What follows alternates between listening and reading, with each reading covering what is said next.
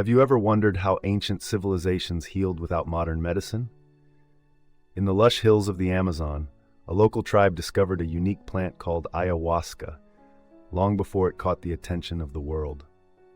Used for centuries in sacred rituals, this powerful vine holds the potential to heal both the body and the mind. But what secrets does it truly hold?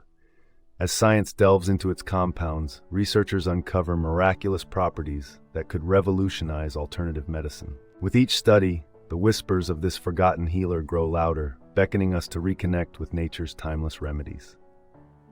Will you join the journey to discover these powerful gifts that nature has been offering all along?